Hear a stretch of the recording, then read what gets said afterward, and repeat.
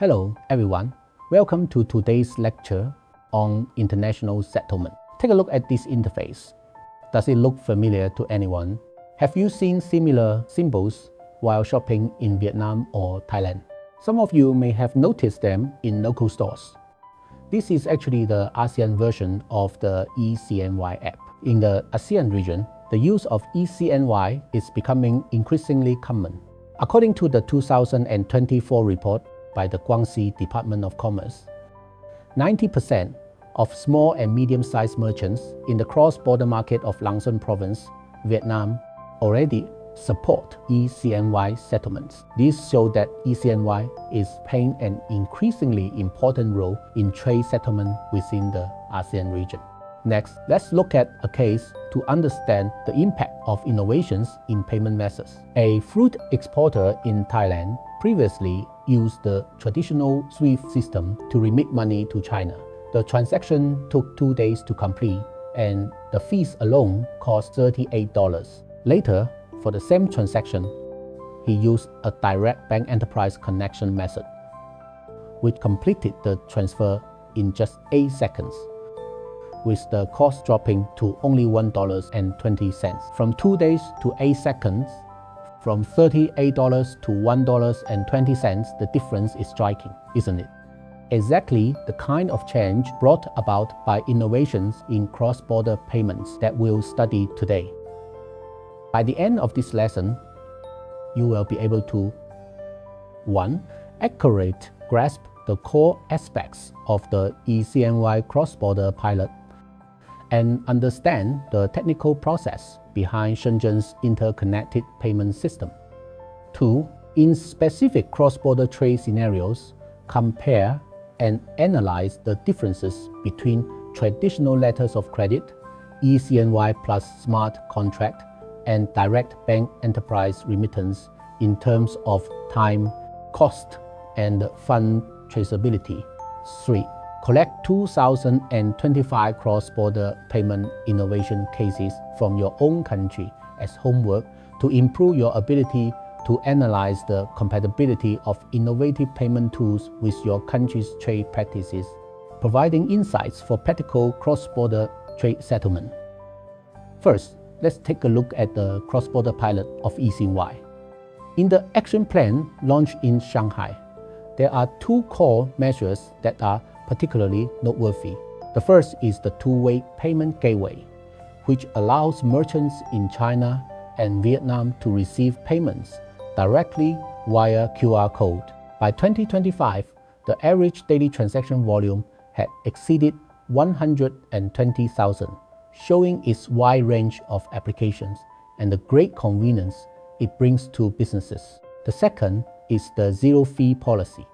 According to the People's Bank of China announcement, Nodal 3 of 2024, for transactions of is less than or equal to 5,000 yuan, no settlement fees are charged. For many small and medium-sized enterprises running small-scale businesses, this is a tangible benefit that can save a significant amount of costs. In 2024, at the Pingxiang port in Guangxi, a Vietnamese dragon fruit grower settled payments using eCNY wallet plus smart contract, achieving T+0 settlement, meaning the money was received on the same day the goods were shipped. Previously, it might have taken several days to receive payment, but now the fund turnover efficiency has increased by 300%. This is extremely important for growers. With sufficient working capital, they can quickly invest in the next round of planting. In addition to the eCNY pilot, the interconnectivity of payment systems is also a key part of innovations in cross-border payments. Shenzhen has explored a distinctive model in this area. Let's take a look at its key technical process.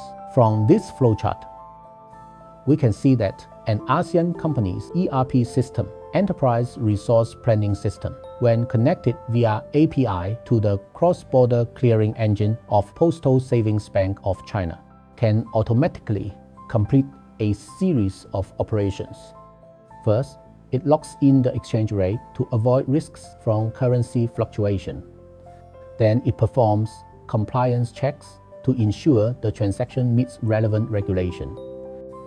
And finally, it achieves instant settlement, allowing funds to reach the recipient's account as quickly as possible.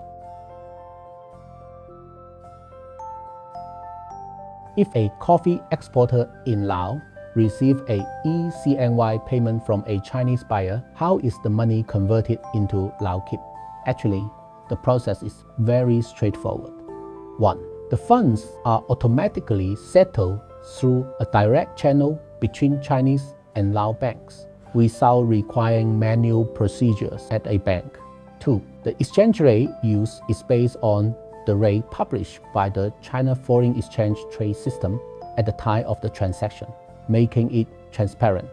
3. The entire process can be completed within 2 minutes. This convenient settlement method simplifies currency conversion and further promotes the development of cross-border trade. Now, let's try a hands-on exercise with an example. First, take a look at the 3 options in the table.